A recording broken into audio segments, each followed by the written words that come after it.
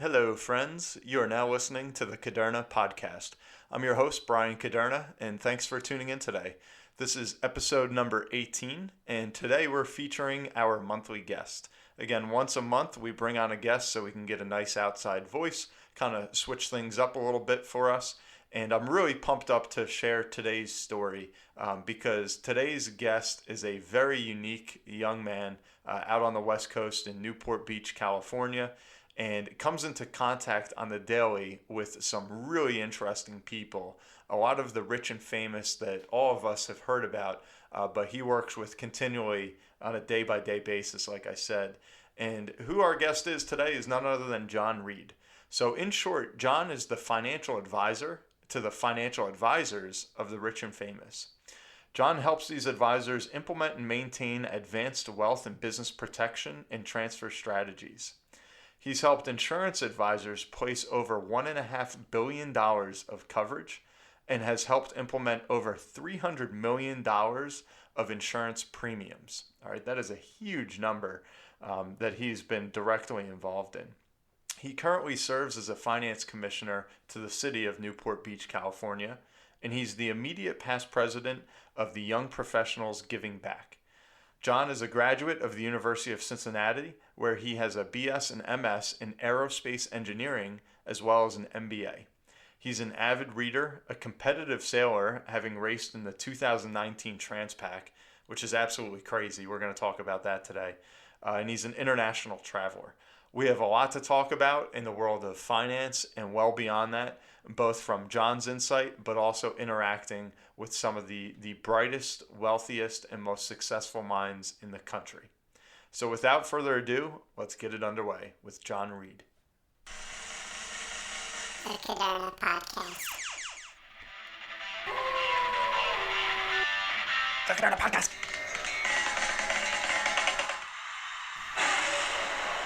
The Caderna Podcast. So thanks for joining us today, John. Yeah, happy to be here, Brian. Thank you very much. Yeah, definitely.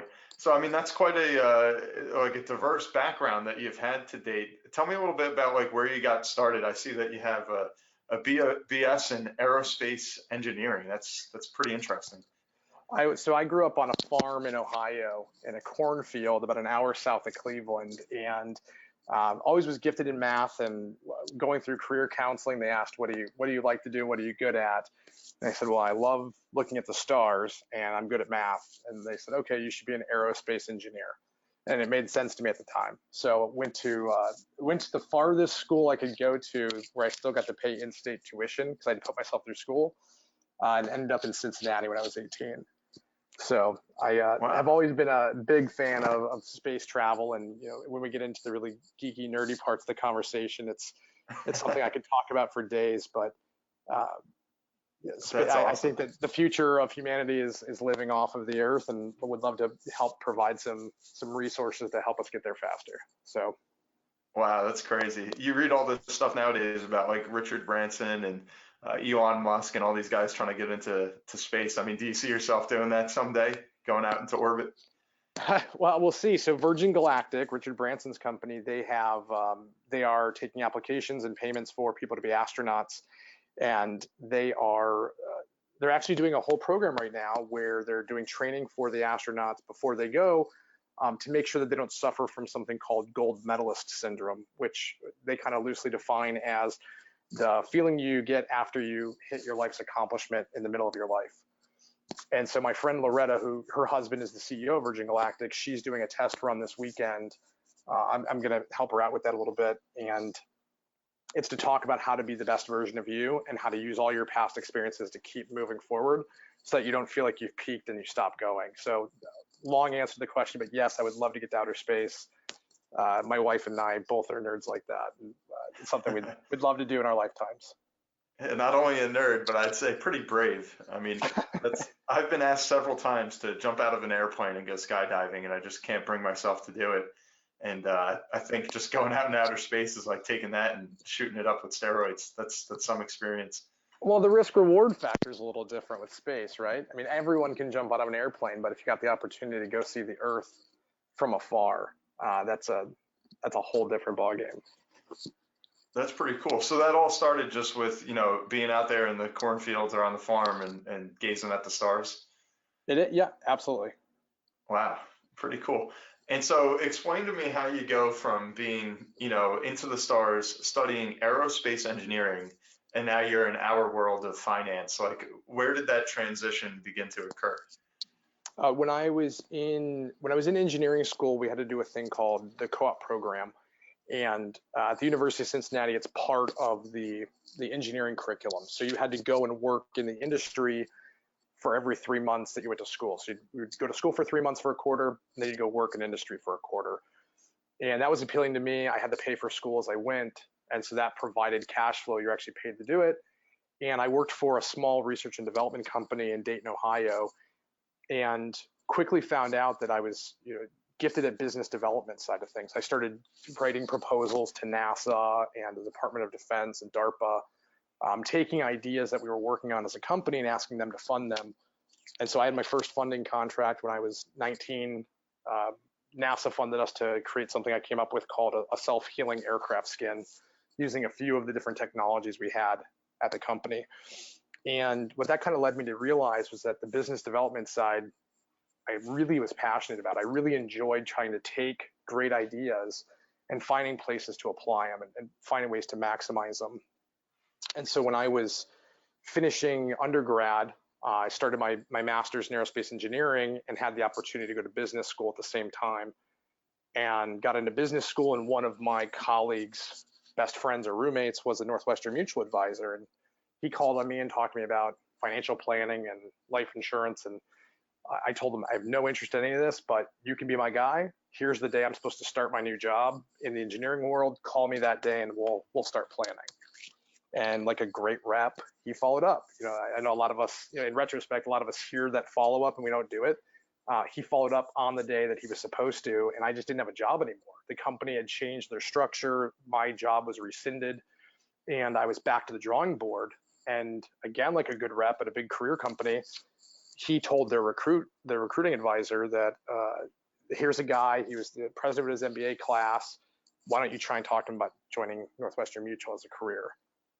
And that's how I got plugged into it initially. I was approached by the director of development there, asked me if I'd ever thought about a career in financial services, and I told her no. I didn't even know what life insurance really was. But my personal board of governors at the time, my kind of stepfather, some other folks that were people very influential to me, they said, John, you'll never ever regret spending a year with a company that's going to give you professional sales training. Go try it out. You can always go back to aerospace. You can always go do something else, but use this opportunity now. You're young. You're used to not making any money anyway. Go try it. And I did. And I found a success in it pretty quickly.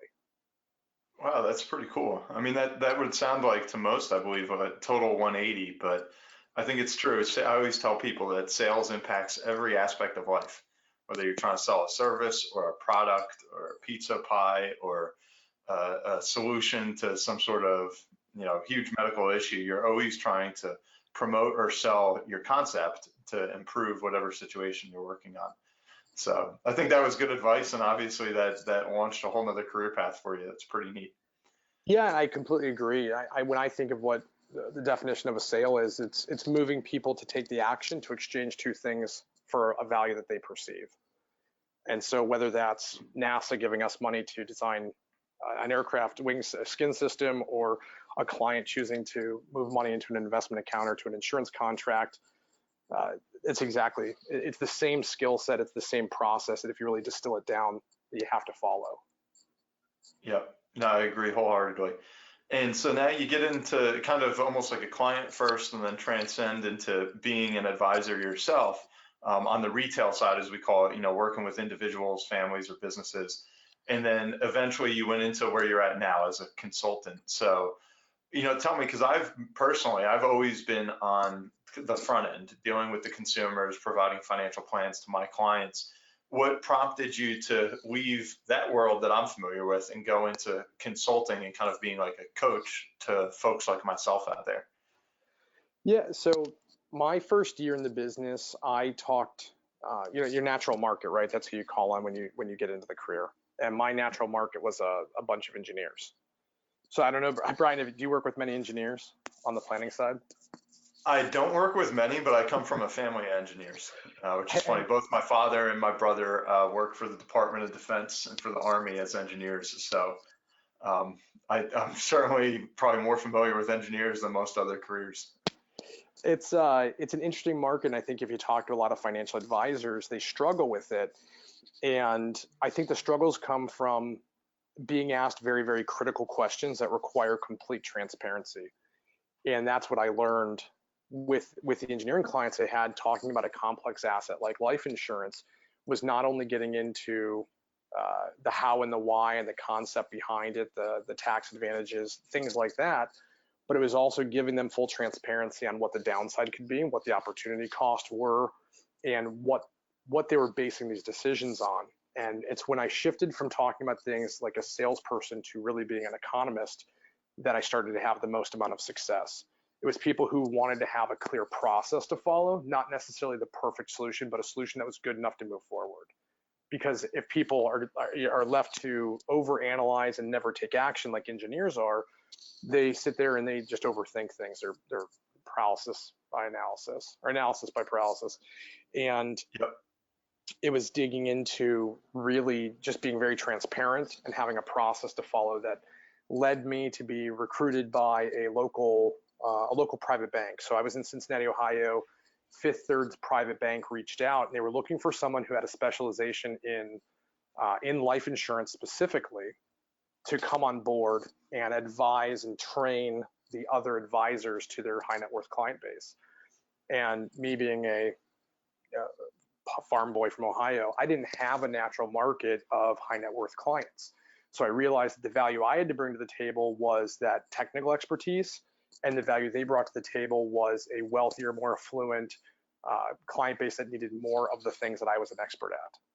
And so that's how I started moving to a more consultative role. That was in 2013. And about a year later, if you fast forward, I had a friend of mine who was with Northwestern Mutual. He was moving his practice from Ohio to Newport Beach. And he was looking for someone who understood the high net worth market, understood that company's products, but also understood outside business and how to be an advisor to an advisor. And he recruited me to come out to California and run that firm, which was a joint work firm. So now we have again got to the point where we're not doing any retail ourselves. We're truly looking for advisors who have clients with very specific need base, and giving them the tools to be successful for their clients. Got it. Okay, that makes perfect sense. And now to kind of bring our listeners into where you're at today, I mentioned those numbers earlier on that recently you've done over 175 cases that resulted in over $1.5 billion of coverage and over $300 million of premiums. Just to give the folks out there that might not be so familiar with our line of work, when we talk about life insurance, an average premium that I would say, and this is just from my own history, that I see a lot of my peers, a lot of other advisors, right, could be anywhere from, on a term policy, a couple thousand. As you get into permanent insurance, maybe you're looking at $6,000 or $7,000 annual premium. All right, and now we're talking about John here has helped issue over $300 million of annual premium. So just to give our listeners a scope of what that is, can you provide a little bit about why these folks are doing such huge life insurance policies? And then if we can get into as well what exactly premium financing is, because I know a lot of folks might not be familiar with that. Sure. So our market is primarily in the estate and business planning. So these are clients who are choosing to use life insurance as a source of liquidity to support a plan of an estate transition or a business transition. So for a general, Brian, you and I buy life insurance to protect my wife and my nephews and my niece, so that I have a plan right now that I want to take care of all of them during my lifetime. And if I'm not here to do so, I want instant liquidity to be able to satisfy those obligations that I've made to my family. That's why I bought life insurance. And Understood. the clients that I work with and that you work with are doing the same thing. They have built a business, or they've built a lifestyle, or they've built an estate that they also want to leave to the next generation, or they want to be able to pass down, or they want that value to transfer for longer than they are. And when we look at life insurance, a lot of times it's to satisfy tax obligations that the government imposes that could be devastating to a family business. So I like to think about what we're doing is keeping the family farm in the family. For instance, a family in Ohio right now that has a $30 million dairy farm. So these are people I didn't realize were near me, but that a few of the families where I grew up, this is a perfect example. They have a $30 million dairy farm. This is a couple thousand acres of land, a couple hundred head of cattle. And when they're doing their planning, what they realize is that if mom and dad pass away and they want to pass the business to their kids, they're going to leave the farm, which is worth $30 million. And the government's going to say, okay, you can pass $22 million for free. So $8 million of that's going to be a taxable transfer, and that's going to be taxed at 40%. So you're going to have a $2.4 million, a $3.2 million tax obligation back to the government. There's a few different ways to satisfy that, and that's where we get into it. When we work with an advisor, it's determining how are we going to satisfy that, because the government's not going to take cattle as payment. They're not going to take a couple hundred acres of land as payment. They're going to take cash, and there's a few different ways to satisfy that. There's some things in the tax code that we can delay that and pay it over 10 years. There's ways to go out and get refinancing with a local bank and take collateralization of your farm, or a lot of clients choose to shift that risk onto a life insurance carrier sheet instead and say, we're going to secure that $3.2 million of insurance with a life insurance carrier, so that when we die, the family gets the $30 million farm, the $3.2 million tax bill, and a $3.2 million pile of money to satisfy those. That's what we do. Mm-hmm. The premiums and the dollar amounts that we're talking about are because our average client is typically above that 30 million. We're looking primarily in the 50 to 250 million net worth range. These are families that have built major corporations that have significant real estate holdings. They've taken a company public. Those are a lot of the fact patterns for the clients that we're working with. Okay. And just for everyone that's tuning in out there, so I know that right now with John, we're talking about some ultra high net worth people here in America. But I think a lot of these concepts that we're going to start discussing apply to, folks of every way, shape, and form. When we talk about life insurance, ultimately we're talking about letting that do the legwork of leaving behind whatever obligations for legacy, taxes, et cetera, that need to be satisfied, so that we can preserve the assets that we own, be it in John's case, the farm, the cattle, and so forth.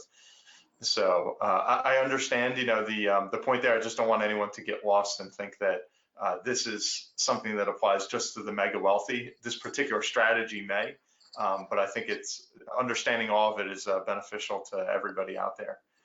Yeah, and I think for life insurance, just as an asset by itself, you're 100% right. So don't want to talk over anything, but I think it's important anytime you have an obligation as a human, as if you say you're going to do something, to have a plan to follow through on it. And then when you start thinking about what could drive that plan off, a lot of times it's contingent on your ability to either make an income or to stay employed or something of that sort, to create the funding mechanism that we can shift that over, whether it's a car, whether it's college payments, whether it's a home, whether it's taking care of kids. I mean, I think that whenever people ask me all the time, does everyone need life insurance? And my answer directly is no, because it's the factual truth is not everyone needs it.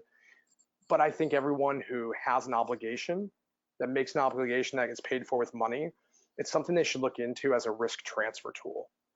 My neighbors, they're younger family. They're 28 and 32. They just had their first baby, and we just had this conversation, I think last week. We were talking about how much insurance do I need, and it really gets into what obligations are you making, and what obligations do you want to make sure are funded no matter what. Got it. And one of the ways that it was explained to me when I just started as a financial advisor in 2008. There was a senior guy at our office, a real big insurance producer, and he said that if you have life insurance, that you're going to have life insurance in effect upon your demise, particularly referencing permanent insurance. He said that becomes like a permission slip to use all of your other assets for your own benefit, and know that you're not disinheriting any heirs or beneficiaries, and that essentially you could let, again, that life insurance do all the legwork. For kind of taking care of what's here when you're not here, to satisfy any of those debts, obligations, or goals that you might have had. And the way that he put it that always kind of stuck out to me is that that permanent insurance is going to afford you the same exact legacy, which much greater cash flow or retirement assets than you would have otherwise, or the same amount of cash flow and retirement assets, but with a much greater legacy. And that always, rang true to me, and I think spoke to kind of the power and the leverage of having that guaranteed death benefit there, obviously with some unique tax advantages. And we get into kind of your specialty here of premium financing. Can you just define that for those of us that aren't aware of what that is? It very simply, it is a way to pay for your life insurance using other people's money.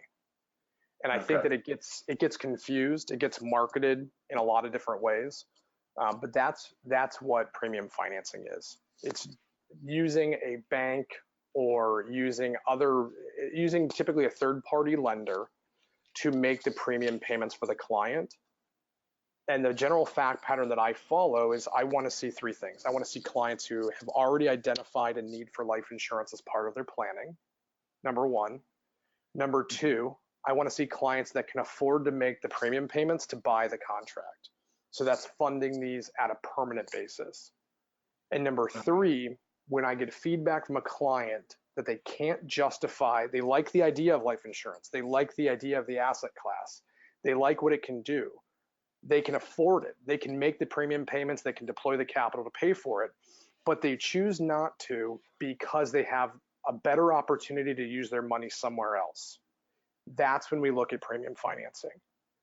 Because I can't tell you how many clients I have out here in Southern California that are investing in real estate. In the city of Newport Beach, the average appreciation of real estate has been 6% for over 20 years. So if I have a client who needs to buy life insurance as part of their plan and they know it, they can't justify selling their house in Newport because they're getting 6% growth on it year over year. And they've done so for so long that there's a very negative tax consequence when they sell out of it. Their basis is low, the value is high.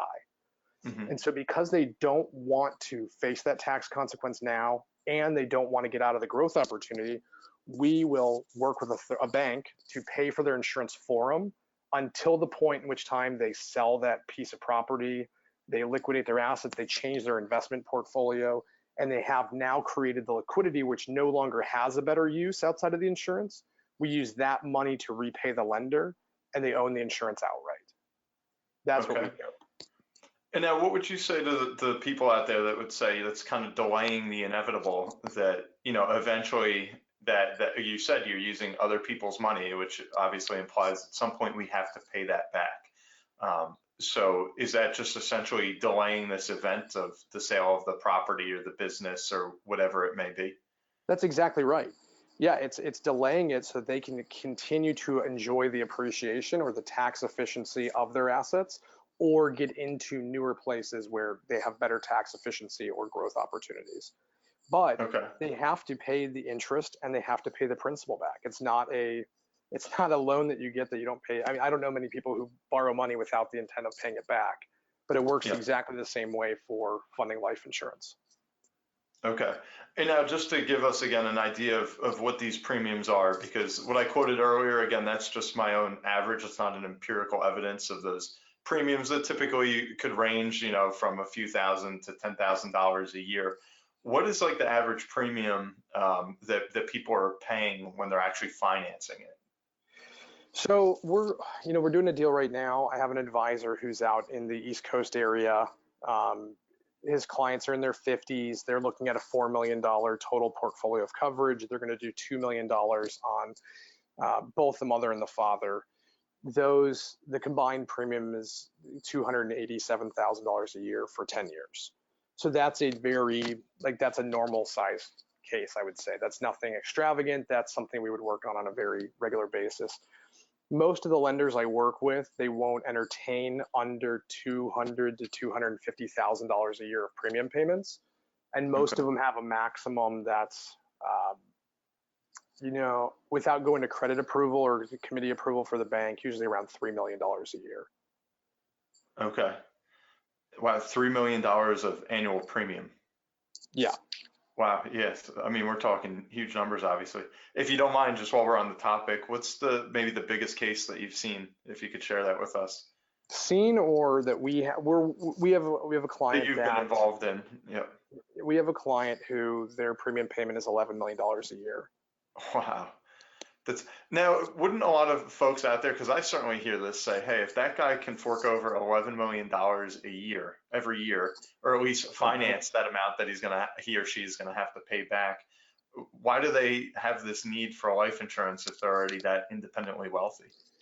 Well, they're worth, close to $1 billion, and at death, they're going to have a $200 to $300 million tax obligation. And what we've done is created a pool of liquidity so that they don't have to sell out of their marketable securities, their real estate, their privately owned businesses. They can pay the government those taxes. What I think is really important to remember is that the life insurance doesn't make anybody wealthy. When we're looking at a $200 to $300 million portfolio of coverage, it doesn't make anybody wealthy. What it does is it actually pays their tax obligation. Okay. I would agree with that because it sounds like you're giving them choices at that point in time when there is that transition that if they're ready to sell that property, that business, what have you, if they want to, great. But if they don't want to, if that's their best performing asset, they don't need to. There's no cause for a fire sale because they just got this influx of capital. Yeah, that's it. It creates some opportunities for them to choose how they're going to either liquidate or hold on to those other assets, which would otherwise have to be liquidated in a very quick manner. And sometimes it's Sure. not best. We don't know what the market looks like for privately held businesses all the time. We're at a record high valuation mark in our economy right now. So businesses are booming for value. That's good and it's bad because if the theoretical value is $1 and then there's a death and the tax obligation is based on that, in the next 9 months while we're trying to sell out, we have a shortage of people who want to step in and actually purchase those assets because they believe that they're going to go down in value. It creates a mismatch. It creates a small market for someone who has to liquidate a lot of value. Okay. Okay, terrific. And now these are, obviously huge cases. They're very complex. They sound pretty exciting for sure. How do you get involved in these? Just, an average Joe from, the middle of the country. Obviously, you climbed your way up to now this consultant position, but how are you getting yourself in front of these clients that obviously have amassed such great wealth? So, I mean, the honest answer or the direct answer is it's talking to guys like you, Brian, where you have spent a lot of time building your book of business. You have your practice. You have great families that you deal with that trust you and believe in you. And through your marketing efforts, through your reputation, through your hard work, what happens is someone inevitably comes upon you and says, "Hey, Brian, can you give me some help? I understand that you've helped my friends with this." And you start doing your due diligence, you get into your fact finding, your discovery, and they go, "Well, what we're trying to figure out is how much insurance we should buy for we're worth $50 million. And if that's not your normal client, if that's a client that's a bit of an outlier for you, you have two choices. You can figure it out. You go to your advanced markets teams. You can attract a group of advisors around you who can help it, or you can just try and get through it yourself. And if you haven't gone through it before and you're going to recruit help, that's where my team comes in. We're really a joint work firm, a consulting team that helps advisors who have opportunities that are a bit outside of their normal. So when an advisor has a complex case, they have an ultra high net worth client, they have complex trust and estate planning, they're trying to figure out how to pass a business efficiently, that's when they'll reach out to us and say, "I'd like your help on this. Can you come and present to me and my client how you and your team approach these kinds of problems?" And that's where all my business comes. I work exclusively through other advisors. I don't have a retail practice at all anymore. I've dropped all my investment licenses, so there's no competition. I don't talk to clients directly on my own. Yes, it's I never work direct. exclusively through advisors. And now I know maybe you don't get to know these clients as intimately as the servicing advisor because you're kind of this third party, if you will, coming in.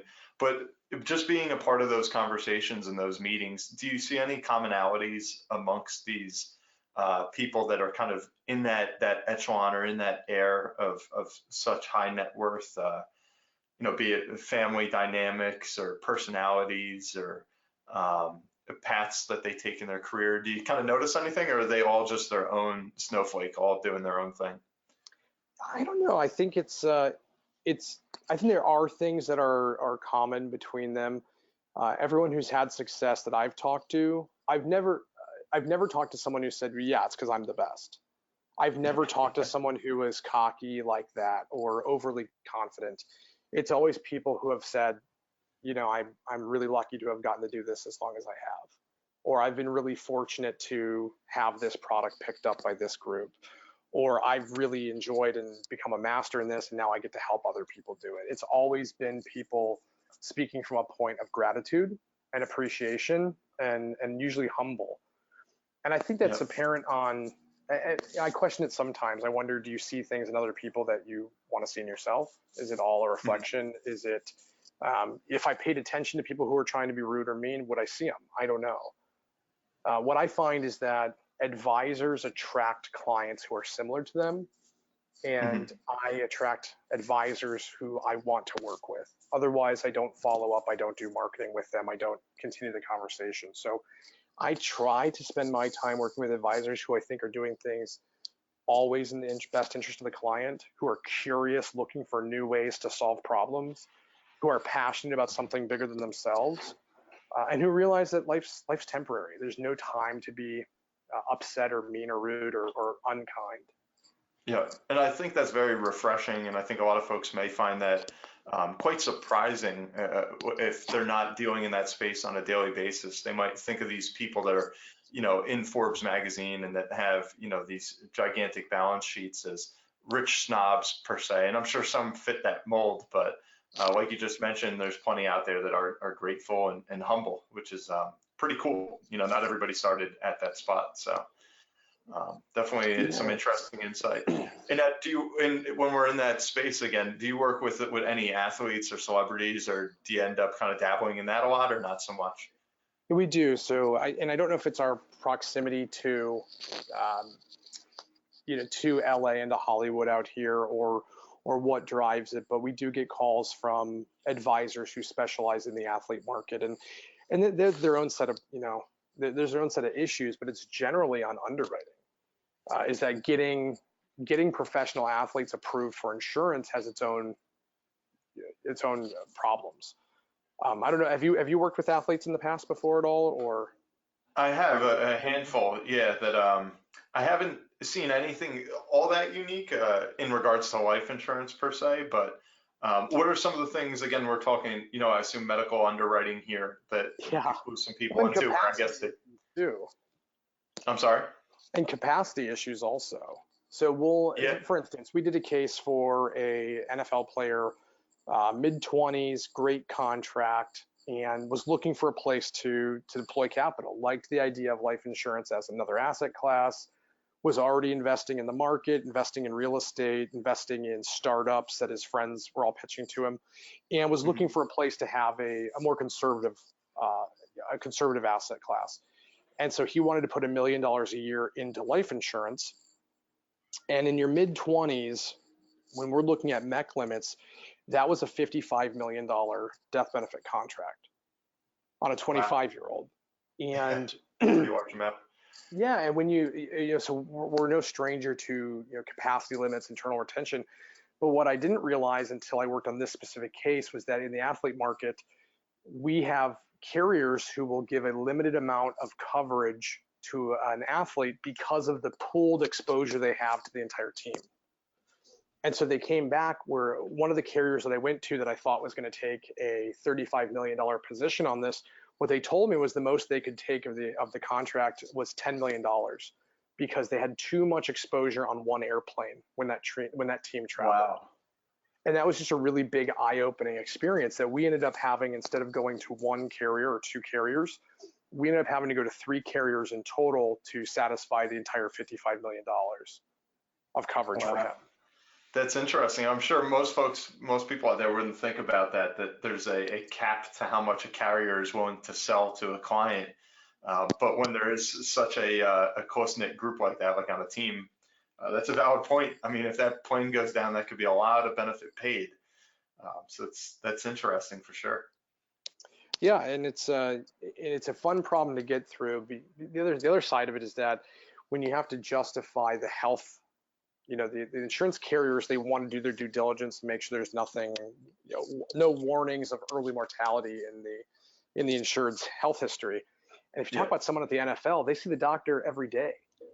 And so we're talking thousands of pages of physician records for the insurance carriers to go through to satisfy their requirements and know that this person is going to fit the standard mortality tables that they want to see their insureds have.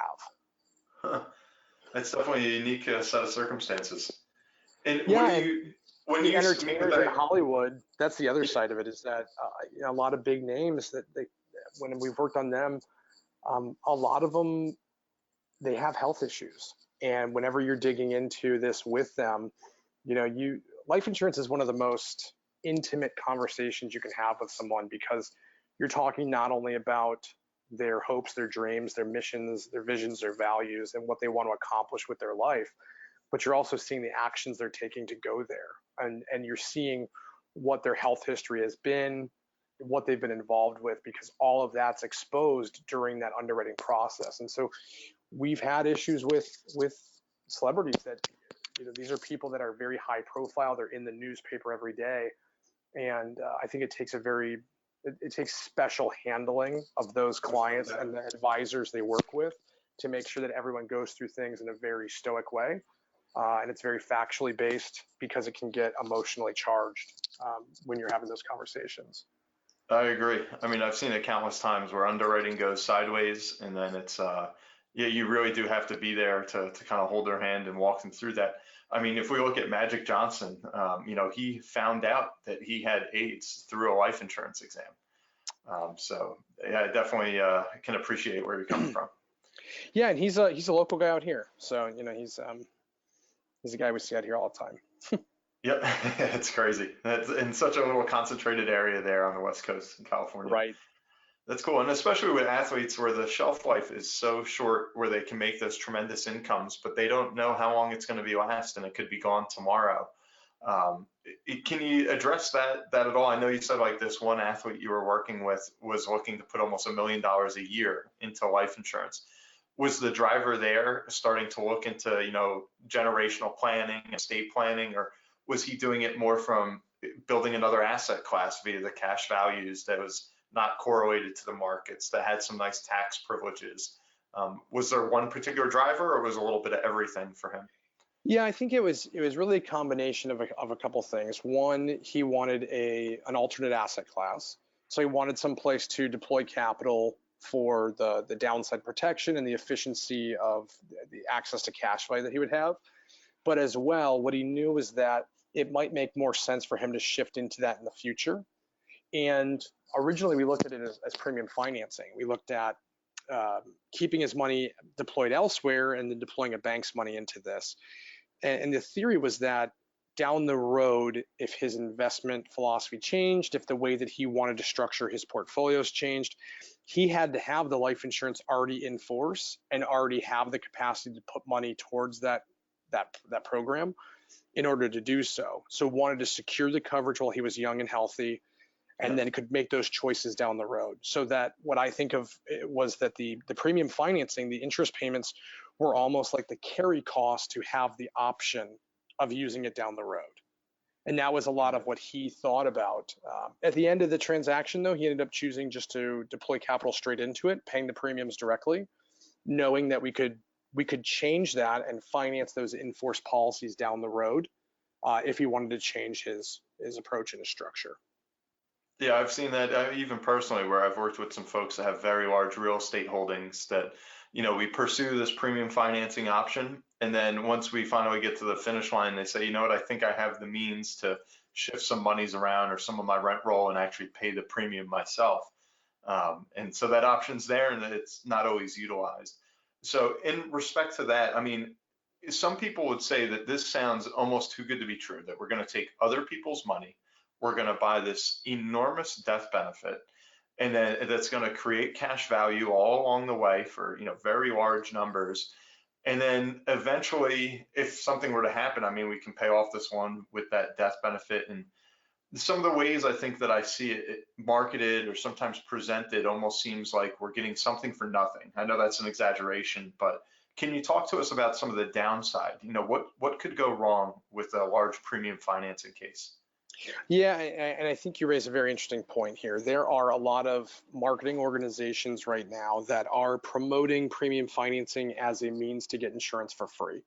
And it's not just in jest, it's not the thought that it's too good to be true, it's actually putting it on paper and presenting it to clients and to advisors. They are showing transactions where the client is not paying the interest out of pocket, that they are posting so much significant external collateral that they can defer those interest payments, have them rolled up and accrue inside the transaction, and the hopes that they can do an alternate loan rollout and repay the lender with policy values and keep the insurance in force for free. That's it. That is something that is actively being marketed right now to advisors and to high net worth clients. That was the call I was on So just before essentially, this. just to summarize what you said, essentially take other people's money, purchase this very large policy, build up those cash values, and then use those same cash values to repay that loan, effectively not costing the client out of pocket money. Is that marketing tool? It is. Yeah, the analogy from a real estate perspective, it's like you going to a bank and saying, I want to buy this piece of property and build an apartment unit on it. And you tell them, okay, here's what I need to make this happen. Let's pencil out this loan and have my business plan. I need you to give me 100% loan to value for the property. And I'm going to defer my interest payments on it until the end of the year. And then I'm going to refinance again at the end of the year, assuming a static 6% growth of the property. And I'm going to refinance it again at 100% loan to value. And as long as my interest payment is under 6%, I can do this forever. And after so many years of doing this, I'm going to have, if my projected 6% growth pans out, I'm going to have so much extra value that I'm then going to refinance with another bank and have them pay you off completely, and have, when I sell the property, have enough to pay them off too and own this big giant asset for free. That's kind of the concept that's going inside these contracts. And Okay. it Now, seems nuts obviously, to as we me. blow up that balloon, it could pop. So where does that go wrong? I guess tell me a little bit about where this fits correctly, where it looks nicely, and I guess some of the things people have to be weary of when they say that, wow, they're getting very excited by, how this sounds on paper. So the approach that I take, instead of using projections and looking at a static business plan of how this insurance portfolio can pan out for free, what I look at instead is, what are the costs? What are the contractual guarantees in a contract? What does it look like from a drag perspective? So what are the costs and charges of a contract? And then evaluate what are the potential upside range look like and layer those over top of each other. And that'll give my clients a range of outcomes where they understand from a contractual minimum guaranteed perspective how the insurance could perform all the way up to a projected value. So they can see that they're going to fall into a trough between those two that we just don't know where it's going to be. And as long as we are okay with the entire range of outcomes, then it's an appropriate transaction. If a client is just shown the best case scenario, and then maybe they stress a few of the assumptions, I think that's really doing a disservice for clients. And it's something that ultra high net worth clients are going to be very skeptical of, and typically will Sure. dismiss an advisor for presenting them something that's absolutely aggressive and unreasonable. Got it. Got it. Yeah, I think full transparency. That's the key to success in anything at the end of the day. And so that's quite an interesting career, obviously, that you've chosen and developed over time. Now you go out, you market to a lot of the finance world so that you can reach these end users, these very large clients. I know we were talking a little bit before this about through LinkedIn. Here I am over in Jersey working in the tri-state in the Northeast, clients all over the country, but this is kind of where my boots are on the ground.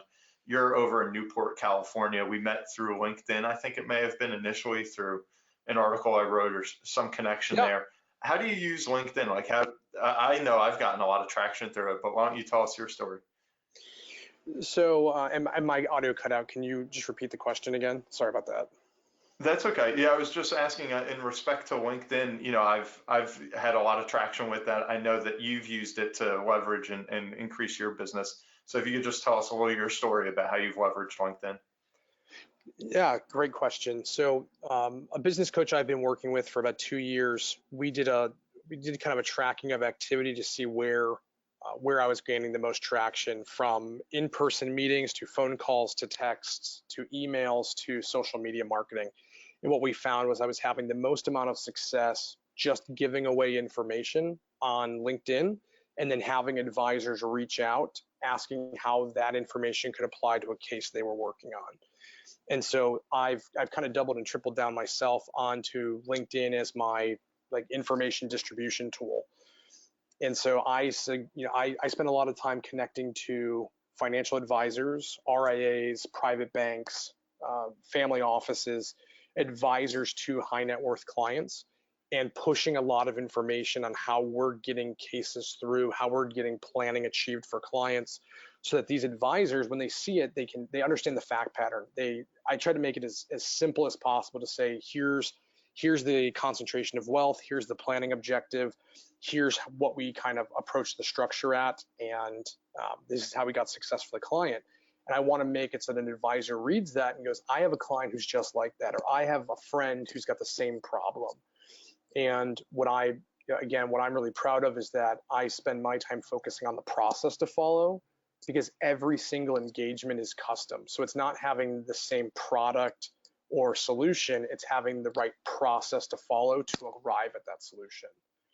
And LinkedIn's been great for me. I did a little bit of automation on my marketing, and I've connected to a little over 12,000 people since January on LinkedIn. I offer everybody I connect with, a chance to let's jump on a phone call and get actually formally introduced. And for those who do, it's great. I love having conversations like this, because you meet people who are working with great clients all over the country and have cool stories and are working on awesome problems. And as well, it gives me a voice online, similar to the podcast. I think this is a brilliant way to give information away and let people know that you're not just a student of your business, you're a student of the whole industry, and you want to see the whole industry do better.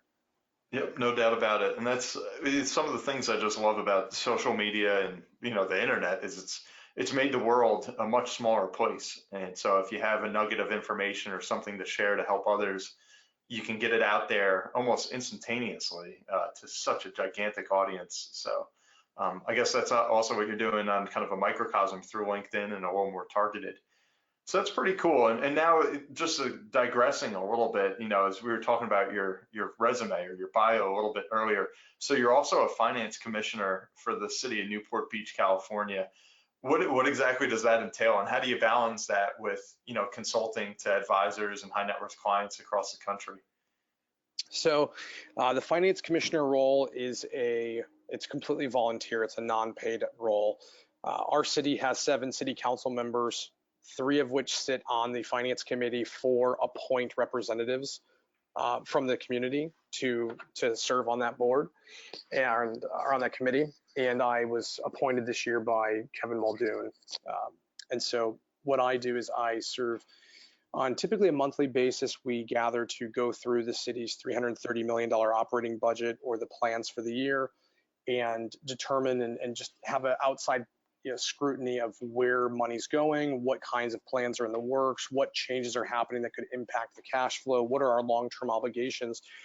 And so, coming from a insurance background, Kevin thought it would be a good place for me to plug in and be very risk averse and be able to bring that insurance perspective to the conversation, so that when we're talking about these budgets, it's really from a how do we protect the city standpoint. So it's about a month. It's about once a month that we'll have meetings. We have 85,000 residents in the city, and the majority of our cash flow as a municipality comes from property taxes. So we're pretty lucky that it doesn't fluctuate too terribly much in a down year. And every year we have to pass the operating budget. So that's really what I'm doing here. I got involved with it through a good friend of mine, Joe Stapleton, started a group called the Distinguished Citizens Program. And that was a 4-week program that really plugged young leaders in the city into the municipality. We had the chief of police, the chief of fire, the director of HR, the city manager, the mayor, all of city council. All of these all of these people who are just concerned citizens came and talked about where their passions were and what their roles and responsibilities were, and encouraged us to find ways to give time to the city. And when this commissionership opened up, it was just a great fit and perfect timing. Wow, that's pretty neat. And I mean, it sounds like you're doing so many different things. Do you see like a career in politics in the future, or you just prefer to stick to like the financial, economical realm of things? Yeah, absolutely not. I have no interest in being in politics I in don't the blame you. future. That's not on my radar whatsoever. I'm honored to be able to serve on this committee, and I'm glad that my wife has been so supportive. I got married in December, so newlywed, and when this opportunity arose, my wife said, I would trust our city's finances with you. You have the opportunity to serve. You really should do it. And that was a decision we made together. But as far as long term or a career in it, no, not on my radar whatsoever. I don't blame you. Enough said. And when we Yeah. were talking earlier, you mentioned, and I gotta ask you about this because you mentioned this Transpac, this sailing thing. Sounds Right. awesome. I know nothing about it. Can you tell us a little bit about what that's going on, just to shift gears here? Sure. So the Transpac is a sailing race that takes place between Long Beach, California, and Honolulu, Hawaii. So Wow. it's about 2,250 nautical miles. Oh my goodness, that's a lot more than I expected. It's the distance between us right now, from one side of the country to the other. And when I moved to California in 2014, I was really interested in sailing. I have been for a long time, and finally had an ocean nearby, and learned to sail and started putting it out to the world and to friends and some of the crew that I raced with in the harbor for local smaller races, that I wanted to do this big race. It was the 50th anniversary it was the 50th running of the race. They usually do it every other year. And I said, this is a huge anniversary. It's a big round number. It's a big celebration. I want to go. It was the biggest turnout they've ever had. They had 108 boats register to do this race.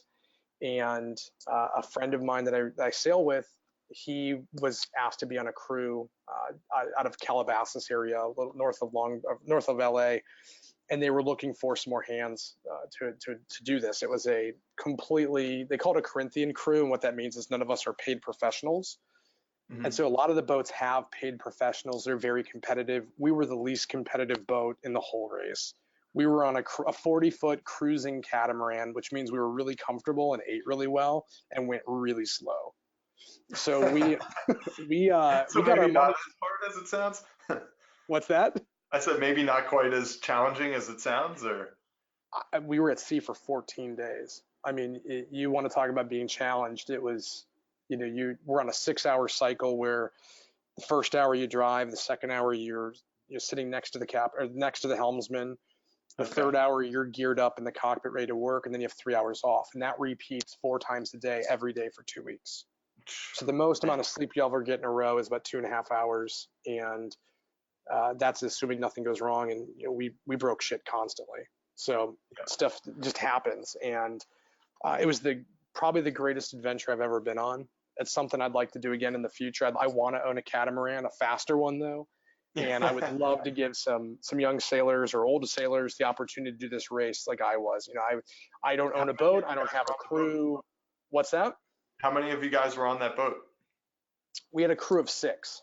So including the Okay. captain who acted as the navigator, then we had a first mate, and we had 4 crew members. So it was just you and 5 other guys go from California to Hawaii over the water in this little boat. Yeah. Yeah, I don't know if I could do that one. Man, you're doing that and now you want to go into outer space. It's crazy. It was so much fun. You're surrounded by water. You have tons of time to think. There's no cell phone reception. You're not bothered. You're not worrying about client calls. All you're worried about is keeping the boat going as fast as possible. And that's it. And whenever you have that singular vision, you have one thing you're working on, everything else just kind of disappears, and you just get really into this deep zone. And it was very relaxing, even though it was very Yeah, challenging. sure. No, I can understand that. When you have that total disconnect, I even remember that when I was in my Ironman, is Oh, as challenging and stressful as it could be. In a way, it's almost like freeing because there's literally nothing else on your mind. You're totally in that moment. So I love that, and I do agree with that aspect of it. And along those lines, I mean, we're both in the field of constantly running our own business, running all over creation. You're dealing with these super uber high net worth folks. How do you balance keeping them happy and doing what you do as a professional with also some of these other passions that you have, and just getting forward every day? I think that's something I ask every guest here we have on the show. How do you balance it? I mean, that's the name of your company here, Balance Strategies. Talk to us just a bit about that if you could. Yeah, I think it's important just to, this goes back to the whole idea of transparency. I've always been a fan of creating a system that makes you do the things that you know you need to do. And so from a business perspective, it's laying out very concrete obligations. It's giving the process and then following the process. And with life, it's the same way. I know which hours or which days I'm focused on working and on marketing and client engagement and providing these deliverables. And I know which days I have time blocked off to serve on the finance committee and serve on the board here and do the race and things like that. I think having structure gives me a lot of freedom. And I know that for those who aren't super structured, a lot of times that sounds like it's a very imprisoning mindset, that if you have to do things or you have to follow an order, that kind of takes away your freedom. And I think exactly the opposite. I think knowing what my day looks like and following a routine gives me a lot of freedom to focus on doing those things that I know are most important. So my day usually starts at 4:15. I do my LinkedIn, I do daily reading, do a little meditation, and then go to the gym 5 to 6, 6 to 6:30, getting ready for the day. And then depending on if I'm in my office in San Diego or in Newport, it's either driving to the train station or driving to my home office. And then I'm usually on around 7 a.m. with advisors on the East Coast first, and then it kind of transitions as the sun rises across the country to Yep. those West Coast advisors. And that's usually Monday through Friday. My wife and I, same thing. We have a date night every week on Wednesday night. It's a obligation that we've made to each other. And so from 7 to 10 every single Wednesday, we go on a date, and we switch off who is in charge of that. They get to pick everything about it, and the other person is a willing I like that. That's participant. cool. And so it's things like that. Just when I know That's what nice. my obligation is to myself, my mind, body, and my soul in the morning, I know what my obligations are to my professional aspirations, my business, and my work. I know what my obligations are to my wife and to my family. It makes everything great because I prioritize them up front and built everything around those obligations. Yep, and that's something I've talked a lot about on the show, and I parrot, Nick Saban, famous coach from Alabama, quite a bit when he always says, "Focus on the process. Process. Just look at the process, not the results." And it's all about that routine. It's funny because in our career as entrepreneurs, I've said this many times. A lot of my buddies in the same path have said it. That man, I wish someday it would be cool to have like that 9 to 5 job, and you just know what you're headed into. You know when you're checking out and punching the clock. But if you create your own routine in a way, you can build that own certainty, if you are truly controlling your calendar. And I get totally what you're saying. Some would think that's restricting. Others would say, hey, that's what freedom's all about, is knowing kind of when you're going in and when you're going out. Yeah, So, that's a well great said. point. Now, if we could just transition into the lightning round here. This is one of the favorite aspects of the show. What I'll do, I know I haven't prepped you on this. I'll just fire away some quick questions here and just get to know you a little bit better, beyond just, this awesome business that you've developed. All So right. if we can, we'll dive right into it. And the first question I got for you is, what is your favorite book? My favorite book is, as a child, it was The Giver by Lois Lowry. And as an adult, I would say it is The Untethered Soul by Michael Singer. Okay. And you travel quite a bit. What was your favorite vacation or destination you've been to?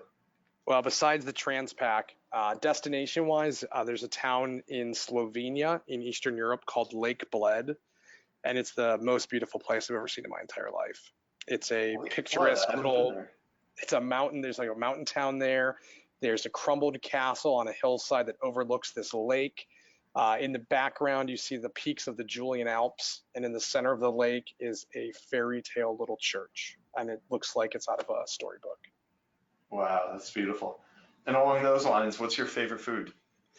Taiwanese is my favorite food. Except my wife is Indian, so her Indian cooking is freaking off the rails, and that'd be my close second if she's listening. But Taiwanese food is my favorite. Okay. And now we're both here in this finance world. What was your favorite school subject as a kid? Physics. When I took physics class in high school, that was probably my first favorite, and then it was business strategy when I was in business school. Okay. And who was your hero growing up?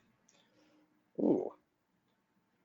I don't know. I had this picture when I was a kid of what I thought a successful person was, even when I was on the farm. It was a guy smoking a cigar in a suit driving a Mercedes convertible. And like none of that stuff makes sense to me now, but that was the vision I had as a kid. I think that when I became in college, my hero was a guy named Robert Bigelow, who he started a hotel chain. And when he became very, very wealthy, he started Bigelow Aerospace and then shared that it was always his dream to start this aerospace company. But he knew he was really good in the hotel chain system.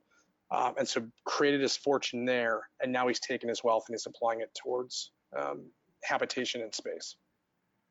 That's awesome. I love to see that. The guys that kind of do what they have to do, then to come full circle back to what they love. Yep. That's great. And you mentioned when your day begins, we didn't hear when it ends. So how much do you sleep at night? I try to get to bed by 10. It's usually between 10 and midnight. So I'm usually 5 to 6 hours a night. Got it. And what's your favorite movie? The Count of Monte Cristo. Okay. And if you had a quote to live by that you'd want to share with everyone, what would that be? Life is great. Keep smiling. I like it. Nice and easy. Very simple. Yeah. All right. Well, thanks so much for being here, John. And do you have any parting words on anything, whether it's professional, personal, business advice that you just want to make sure all of our listeners hear today? No, it's just that. I mean, we're all here for a limited amount of time. I think that if you have the opportunity to do good, and enjoy the ride. Well said. I love it. Well, thanks for being here. And again, everyone out there, you've just listened to another episode of the Caderna podcast. I'm your host, Brian Caderna. We've been live today with John Reed of Balance Strategies. And thanks so much for being on the show, John. Thanks, Brian. Appreciate it. Have a great day. All right, you too. The Caderna podcast is for informational purposes only. Individual situations may vary, and the information should be relied upon only when coordinated with individual professional advice. Guardian and its subsidiaries do not provide tax, legal, Social Security, student loan, mortgage, or real estate advice. Listeners should contact their own tax, accounting, or legal advisors or the Social Security Department in this matter. All investments and investment strategies contain risk and may lose value. Brian Caderna is a registered representative and financial advisor of Park Avenue Securities, LLC, Pass, 300 Broadacres Drive, Suite 175, Bloomfield, New Jersey 07003. Securities, products, services, and advisory services are offered through Pass, a registered broker-dealer and investment advisor. 973-244-4420. Financial representative, the Guardian Life Insurance Company of America, Guardian, New York, New York. Pass is an indirect, wholly owned subsidiary of Guardian. Caderna Financial Team and International Planning Alliance, LLC, are not affiliates or subsidiaries of Pass or Guardian. Caderna Financial Team is a division of International Planning Alliance, LLC, a general agency of Guardian. Pass is a member of FINRA, SIPC. California Insurance License Number OK04194. Content of the Caderna podcast is copyright of Brian M. Caderna, all rights reserved. Any redistribution or reproduction of part or all of the content in any form is prohibited without prior permission from the Caderna podcast. The views and opinions expressed herein may not be those of Guardian Life Insurance Company of America, Guardian, or any of its subsidiaries or affiliates. Guardian does not verify and does not guarantee the accuracy or completeness of the information or opinions presented herein. Any third-party materials referenced cannot be endorsed or verified by Guardian and are used as the opinion of the author. Guardian, its subsidiaries, or affiliates do not provide or issue or advise for mortgages. This material contains the current opinions of the author, but not necessarily those of Guardian or its subsidiaries, and such opinions are subject to change without notice.